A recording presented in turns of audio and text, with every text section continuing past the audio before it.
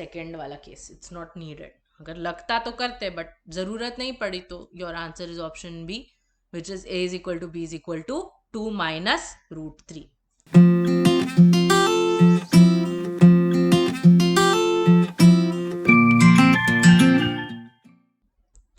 Hello and welcome back. I am Fatima ma'am और हम complex numbers continue करने वाले हैं. स्पेसिफिकली लोकस एंड ज्योमेट्री के कुछ स्पेशल केसेस हम लोग देखेंगे. Locus and geometry we have covered in depth in the previous video. Alright, today what we are going to do is see some special conditions. कुछ और भी special cases होते हैं इसके जो हम आज देखेंगे. ओके, सो लेट अस सी पहले की ये स्पेशल केसेस क्या है. सबसे पहले, if z1 z2 z3 are the vertices of a triangle, तो एरिया जो मिलेगा ट्रायंगल का वो होगा half of determinant of x1 x2 x3 y1 y2 y3 1 1 1. those of you who have done determinants and collinearity अगर आपने की होगी तो आपको पता होगा, ये कंडीशन आपने पहले देखा हुआ है ना. यही कंडीशन को अगर थोड़ा सा मैं घुमा दूं तो वो जो डिटर्मिनेंट है अगर जीरो होगा मतलब आपके पॉइंट्स कोलिनियर है. क्यों? क्योंकि एरिया जीरो हो गया, मतलब वो 3 पॉइंट ट्राइंगल नहीं, वो एक सिंगल लाइन पे लाई कर देते हैं, है ना. तो अगर यही जीरो कर दिया मैंने तो that means that it becomes the 3 points become collinear. 3 point अगर 3 कॉम्प्लेक्स नंबर अगर है जेड आई जेड और जेड प्लस आई जेड, तो ये 3 वर्टाइसेस अगर ट्राइंगल के होंगे, ऐसे ट्राइंगल का area is directly half of mod Z square. अगर z ओमेगा z और z plus omega z 3 points है तो ऐसे ट्रायंगल का एरिया होता है √3/4 times mod of z square. अगर z1 z2 z3 z4 इस ऑर्डर में अगर आप लोगे और अगर ऐसा कंडीशन आ जाता है कि z1 प्लस z3 जो है वो z2 प्लस z4 के इक्वल है, तो ये जो चारों पॉइंट्स है z1 z2 z3 z4 ये बन जाते हैं एक पैरेललोग्राम के वर्टाइसेस. ठीक है, z1 z2 z3 अगर एक इक्विलैटरल ट्रायंगल के वर्टाइसेस है तो ये कंडीशन सेटिस्फाई करते हैं that z1 square plus z2 square plus z3 square should be equal to z1 into z2 plus z2 into z3 plus z1 into z3. अच्छा, यहाँ पे एक और चीज, ठीक है, पहले ये देख लेते हैं. z1 z2 z3 अगर एक इक्विलैटरल ट्रायंगल के वर्टाइसेस है जिसका circumcentre is z0, then the condition becomes z1 square plus z2 square plus z3 square should be equal to 3 times mod of z0. and finally the cube roots of unity, आपको पता है अभी क्या होता है, 1 omega omega square. अगर आप इनको आर्गन प्लेन पे रिप्रेजेंट करते हो, मतलब अगर आपने इनको प्लॉट कर दिया आर्गन प्लेन पे, तो they will form the vertices of an equilateral triangle. यानी कि 1 ओमेगा और omega square are the vertices of an equilateral triangle. I was talking about this condition. अगर इसमें से एक जीरो बन गया, मतलब इसको अगर मैंने जीरो ले लिया फॉर एग्जांपल, तो I will be left with only z1 square plus z2 square is equal to z1 z2. आप बोलोगे क्यों मैम उसको जीरो लेना है, बट वो जीरो कब होगा? अगर if one of the vertices is the origin, if one of the vertices is the origin, then your condition will get reduced to z1 square plus z2 square is equal to z1 into z2. All right, superb. So quickly pause the video and note these down so that we can see some questions. बहुत ही direct questions we are going to look at today. ठीक है, starting with the first one. Very basic. If the area of a triangle formed by z plus iz and iz is 18, then what is the value of mod z? अगर z plus iz और iz are the vertices of a triangle, तो the area becomes half of mod z square. ये आपको दिया है 18. Simple है काफी. mod z square बन जाएगा 36, यानी कि mod z की वैल्यू हो जाती है 6. Very simple basic math, nothing to do over here. या क्विकली नोट करो, आगे बढ़ते. Now this is a good one. if z1 z2 are two complex numbers such that z1 upon z2 plus z2 upon z1 is equal to 1, then the origin and z1 comma z2 represent what? Okay, this is given to us. z1 upon z2 plus z2 upon z1 is equal to 1. If I cross multiply, I mean if I multiply throughout by z1 into z2, I will get z1 square plus z2 square upon z1 z2 is equal to 1, which becomes z1 square plus z2 square is equal to z1 into z2. अगर एक point origin है तो ये जो है ये फिर equilateral triangle का कंडीशन हो गया ना। क्यों? क्योंकि अभी मैं इसको लिख सकती हूँ z1 square plus z2 square plus z3 square, वो तो जीरो ही है ना, तो उसको तो लिख सकते हो आप वैसे ही। यहाँ पे z1 z2 ऑलरेडी है, z1 z3 और z2 z3 को ऐड कर दो। क्यों? क्योंकि जीरो है, मल्टीप्लाई करो ऐड करो, क्या फर्क ही नहीं पड़ेगा कुछ। या so this we know is the condition for z1 z2 z3 to be the vertices of an equilateral triangle. That is your answer, option C. Yep, all right. Super. चलो आगे बढ़े। चलो इसको सॉल्व करते हैं directly. Now I will take my condition that is z1 square plus z2 square is equal to z1 into z2। ठीक है, अब ये मैं वैल्यू डाल देती हूँ यहाँ पे। I have a plus i the whole square plus 1 plus bi the whole square is equal to a plus I into 1 plus bi। ठीक है, अब ये हो जाएगा a square plus 2ai plus i square plus 1 plus 2bi plus b square i square is equal to a plus abi plus I plus bi square. Let me write separately real and imaginary parts so that I can equate them.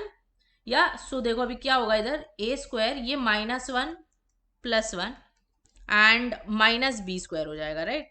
और imaginary part इधर है 2ai plus 2bi is equal to here I have a again minus b plus abi plus I। तो ये +1 -1 is gone and what am I left with? A square minus b square plus I into 2a plus 2b, and in the right side I have a minus b plus I into ab plus 1। Real part equate करोगे और imaginary part equate करोगे तो सबसे पहले मैं imaginary पहले लिख देती हूँ। 2a plus 2b is equal to ab plus 1। This becomes my equation 1। Real part equate करोगे तो a square minus b square is equal to a minus b, and इसको अगर मैंने फैक्टराइज किया a minus b into a plus b is equal to a minus b. अब आप बोलोगे cancel a minus b, you are not wrong, but there is one twist there. आप दो number को तभी कैंसिल कर सकते हो अगर वो जीरो नहीं होंगे तो। मतलब अभी 0/0 अगर आपको दे दिया तो ये कैंसिल करके 1 तो नहीं हो जाता ना, ऐसा नहीं होता ना। तो the only situation in which you can cancel this a minus b and a minus b is if it is not equal to 0। a minus b is equal to 0 से मेरा मतलब होता है कि a is equal to b। There is no condition in the question given to you कि ये दोनों equal नहीं है। मतलब हो सकते हो, they can be equal, and in that case तुम्हारा आंसर गलत हो जाएगा। मतलब फिर आप उसको कैंसिल नहीं कर सकते। तो आप यहाँ पे दो केस लोगे, एक केस जब वो इक्वल हो, दूसरा केस जब वो इक्वल नहीं हो। हम इक्वल है से स्टार्ट करते हैं। अगर if it doesn't work out then we will go to the case 2। तो अगर a माइनस बी जीरो है, if a minus b is zero which means I have already written it, why should I write it again. a is equal to b अगर है तो हमें already एक condition यहाँ पे पहले भी आई है। तो let me put 2 in 1, what will I get? A is equal to B करना है तो 2B plus 2B is equal to B into B plus 1, which makes it B square minus 4B plus 1। By quadratic का formula method क्या था? वो formula was minus B plus or minus square root of B square minus 4AC upon 2A। I get my B equal to minus B which is 4 plus और minus square root of b square यानी कि 16 minus 4 divided by 2। This becomes 4 plus और minus root 12 by 2। Root 12 is square root of 4 into 3 which can be written as 2 root 3। So this b now I will write as 4 plus or minus 2 root 3 by 2 which is 2 plus or minus root 3। b can't be 2 plus root 3. Why can it not be 2 plus root 3? Because it lies between 0 and 1. तो आपका b2 minus √3 है, a is equal to b, तो in this case you get a also equal to 2 minus √3. Your answer is there, so you don't need to go and evaluate the second वाला case. It's not needed. अगर लगता तो करते, but जरूरत नहीं पड़ी तो your answer is option B, which is a is equal to b is equal to 2 minus √3. Yeah, चलो quickly note this down as well and we move ahead. ये अच्छा, बहुत ही अच्छा क्वेश्चन है, थोड़ा थिंकिंग वाला है, not a lot of calculation, smart calculation है. तो एंड थोड़ा सा फ्लैशबैक करना है अपने को इसमें. z इंटू जेड बार का cube plus Z bar into Z का क्यूब इज इक्वल टू 350. पहले ही वीडियो में शायद हमने देखा था z इंटू जेड बार तो क्या होता है, मॉड जेड स्क्वायर. यहाँ पे z इंटू जेड बार है नहीं, बट लाया जा सकता है. या if in Z bar cube में से मैंने एक जेड बार बाहर ले लिया तो I will be left with Z bar square year, और यहां से जेड क्यूब में से मैं एक जेड बाहर ले लूंगी तो I will be left with Z का स्क्वायर ईयर. Correct, awesome. तो what I have here is basically z into z bar which is mod z square लिख सकती हूँ, एंड ब्रैकेट में अब मेरे पास है z square plus z bar square is equal to 350. Basic funda, अगर कुछ समझ नहीं आ रहा क्या करना है z के साथ तो उसको x प्लस आयोटा y डाल दो. अगर z x plus iota y हो गया तो देखो इसके साथ साथ और क्या क्या होगा. z बार जो है वो x माइनस आयोटा y हो जाएगा, और जो उसका मॉड का स्क्वायर है वो तो अभी आपको पता ही है शायद, x square plus y square हो जाएगा. या तो चलो डाल देते हैं ये सारी चीजें. जेड बार का स्क्वायर हम लिखेंगे x square plus y square, z square यानी बनेगा x plus i y square, and z bar square बन जाएगा x minus i y square. So this is 350. अब एक बेसिक चीज जो शायद आप में से बहुत लोगों को पता भी होगी, अगर मैंने a plus b the whole square plus a minus b the whole square किया तो ये ओपन जब होगा ये a square plus 2ab plus b square, और ये a square minus 2ab plus b square, यानी कि ये बीच वाला कैंसिल हो जाएगा और मेरे पास सिर्फ 2a square plus 2b square बचेगा ना, है ना. तो यहाँ पे वो पूरा खोल के फिर कैंसिल करने से better I will do it directly. What I will do is I will write it as 2x square plus 2i square y square is equal to 350. If I divide throughout by 2, I will be left with x square plus y square. ये x square as it is, 2 is gone, plus I square becomes minus 1 which is minus y square is equal to 350 को 2 से divide करने मत भूलना, 175. ये तो a plus b a minus b बन गया which is x raise to 4 minus y raise to 4 becomes 175.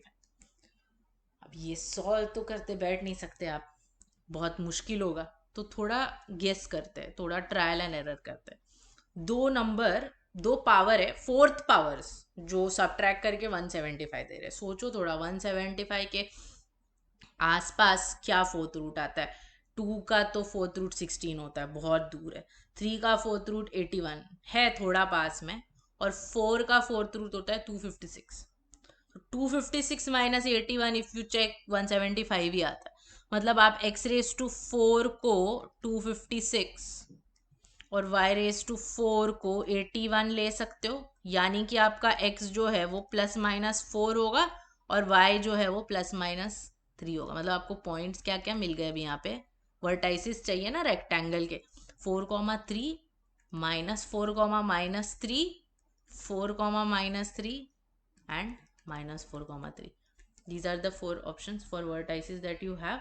तो let us plot these here, 4,3, 4, minus 3, minus 4, minus 3 and minus 4,3. अब इस रेक्टेंगल का एरिया भी, ये तो बचपन का ज्योमेट्री है, लेंथ इनटू ब्रेथ करना है. What will be this length? This length is 4 minus of minus 4 which is 8, and this breadth if you are taking 3 minus of minus 3 which is 6. 8 into 6 gives you the area of the rectangle which is 48. This is your answer. Yeah. This is a good question. I will. The area is not written here. I will write it. Area will be 8 into 6, which is 48 square units. That is your answer. Yeah. So not a difficult question if you saw. थोड़ा smart work करना था इसमें बस. Most people that would have reached here and maybe would have gotten stuck after this. But after that you just have to be a little smart कि अरे ये fourth power से subtract करेंगे 175 आ रहा है, तो थोड़ा सा guess work हम लोग करने की कोशिश कर सकते हैं. चलिए आगे बढ़े. अभी ये थोड़े अगेन देर आर वन और two more special conditions that I have for you. Let a and b be two fixed complex numbers and z be a variable complex number. A z bar plus a bar z plus 1 is equal to 0 is one line, and b z bar plus b bar z minus 1 is equal to 0 is another line. They are perpendicular, so you have to find out which of these conditions is true. For two lines to be perpendicular in a complex plane, the condition is that the sum of their slopes should be 0. Ignore this comma. It will be m1 plus m2 is equal to 0. And how to find the slope? The slope for this one will be coefficient minus a upon a bar. And the slope for this is going to be minus b upon b bar. Okay, coefficient of z bar upon the coefficient of z. And perpendicular चाहिए तो zero slope आना चाहिए. Simple enough. Then you have minus a b bar minus a bar b is equal to 0. If you multiply throughout, you are going to get your option D. Yeah, simple enough. बस condition याद होनी चाहिए और कुछ नहीं.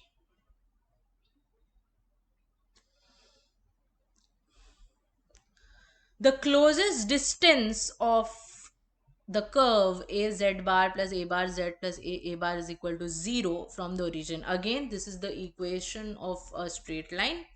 And perpendicular distance होता है closest distance. आपको पता ही है, अगर आपको सबसे छोटू वाला डिस्टेंस चाहिए, it happens to be the perpendicular distance.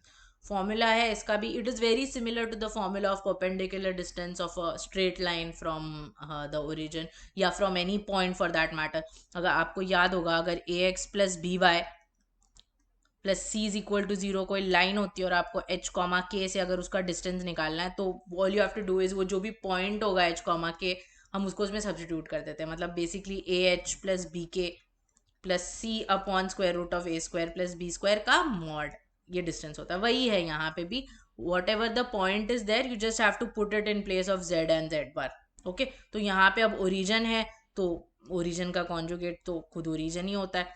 ये ए बार आ जाएगा and this is a into a bar divided by 2 times a. ये पूरे चीज का मॉड. अब ध्यान से देखो, इधर भी सॉरी एक जीरो मल्टीप्लाई हो रहा है. a इंटू ए बार आपको पता है मॉड ए स्क्वायर होता है. And if I take this mod, ये इसको अकेले को भी दे सकते हैं बिकॉज ऊपर तो ऑलरेडी मॉड ही है ना, तो ये कैंसिल होके आपको दे देगा mod a by 2, which is your answer, option B. Simple. तो just 2 more new formulas for you. Right, simple. All right. With that we come to the end of our video, which means it's time for your DIY question. बहुत simple, 3 point दिए हैं, उनकी collinearity का condition find करना है. अगर वो collinear है तो वो जो A है वहाँ पे उसकी वैल्यू क्या होगी. I hope you have understood this video. Locus के कुछ special cases we saw. We have already seen locus के ऊपर इन डेप्थ में very good questions before. On that note, we come to the end of this video. We are left with one more topic, which is rotation in complex plane, जिसमें भी आपको locus के concepts required रहेंगे. So in the next video, we will be doing that, and after that, we will see a couple of JEE questions on that have come on complex numbers. Thank you so much for watching. Let me know the answer for this. Bye bye and take care.